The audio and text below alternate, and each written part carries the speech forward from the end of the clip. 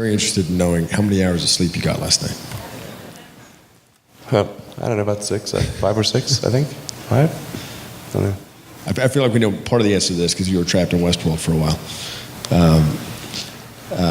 But how? I mean, on a regular day for you, are you sleeping? You're not sleeping a lot, right?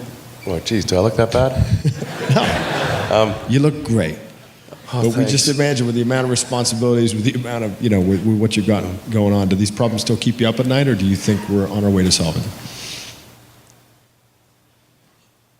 Well, right now the only things that are really stressing me out in a big way are AI, obviously. That's like always there, and I'm working really hard on Tesla Model 3 production, and we're making good progress, but it's hugely hard work. But those are the two most stressful things in my life right now. At what time do you get up normally in the morning? For me, it's usually about 7. 7, okay. But I go to bed late, so usually I go to bed around 1 a.m. or so. 1 a.m. Yeah. And you start the day with a real breakfast, or just with a coffee, or with a water? You know, that also varies a lot. I think it's probably true that having a good breakfast is a good idea, but usually I don't have time for that. So sometimes it's made for me, but probably half the time I don't have any breakfast. I just have like coffee or something like that. And a Mars bar with it? Mars bar, sure. And I'm trying to cut down on sweet stuff. So, but I think I probably should have like an omelet and a coffee or something like that. That seems like probably the right thing. And sometimes I do have that. Okay, so you're CEO of 2 companies, you're chairman of Solar City. Talk about time management. How on earth do you do this? Well, Do you get any sleep? Yeah, sometimes not enough. Sleep is really great because I find if I don't get enough sleep, then I'm quite grumpy. I mean, obviously, I think most people are that way.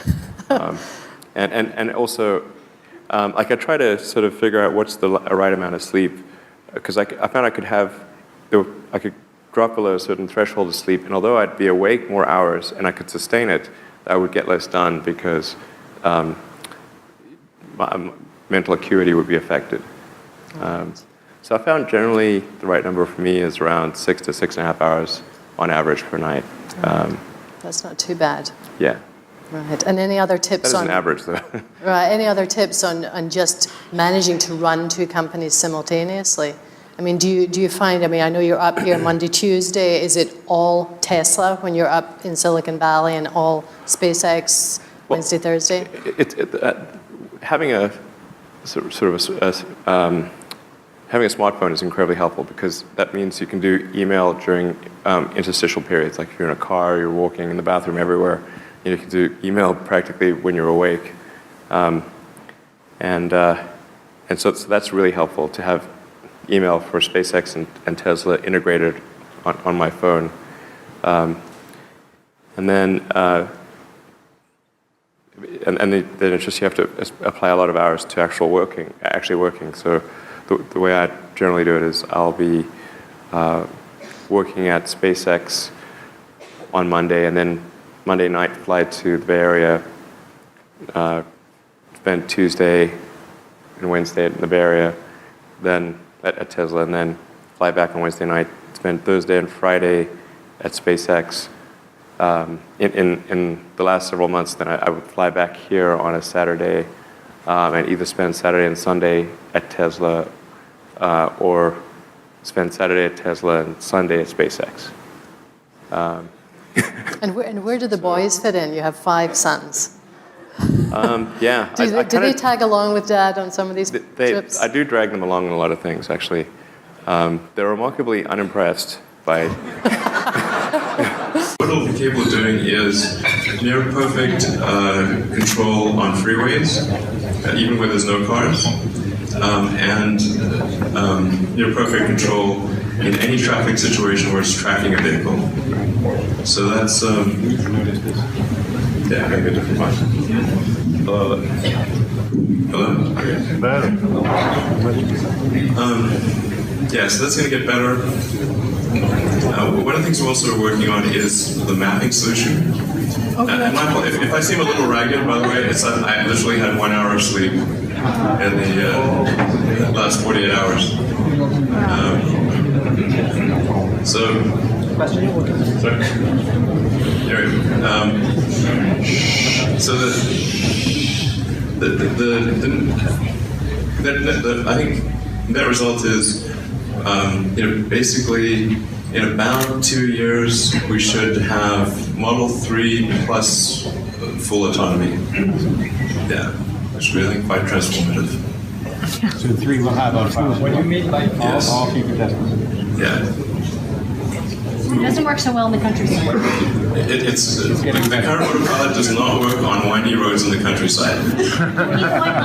Really do. What do you mean by full autonomy? Yeah, full autonomy, yes. Without autonomy? No human intervention required.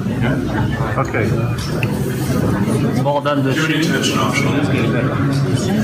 Parce qu'à Fontainebleau, c'est Probably 2 years, worst case 3 years. Over for that. That's a different. Regulatory approval is a separate track. But in terms of if it being technologically done, it's in the 2 to 3 year time frame.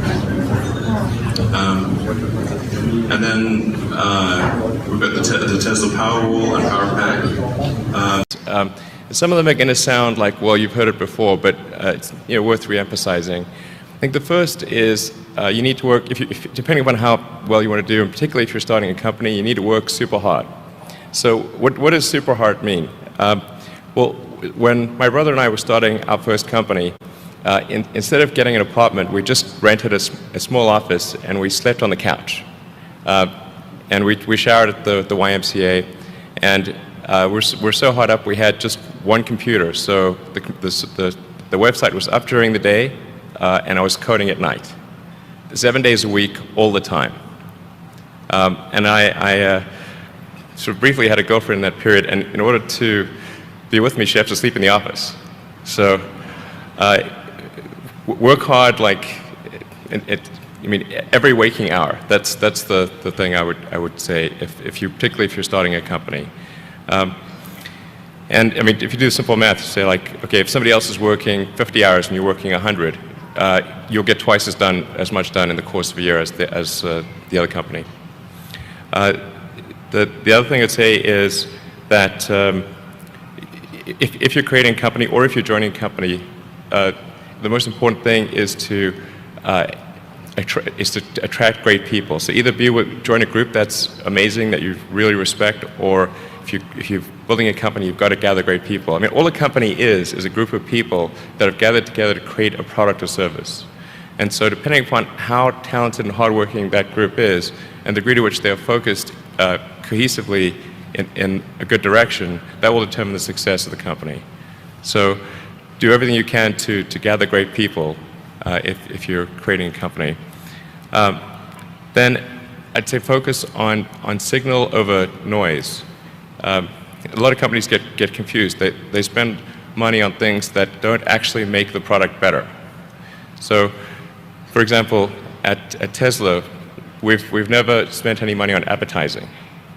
We put all of the money into R&D and manufacturing and design to try to make the car as good as possible.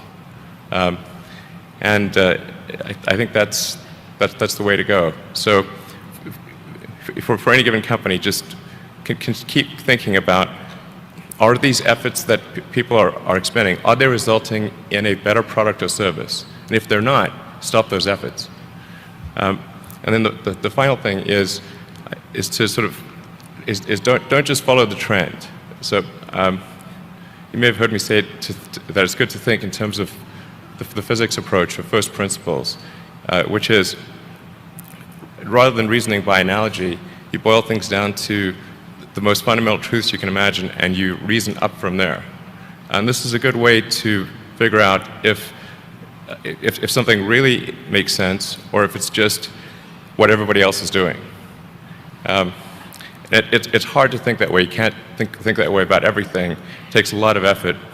But if you're trying to do something new, it's the best way to think.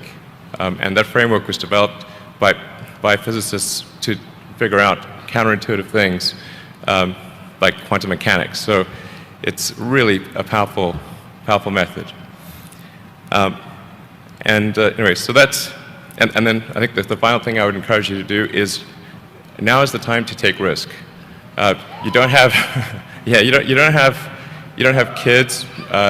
Your obligation. Well, sorry, probably don't have kids.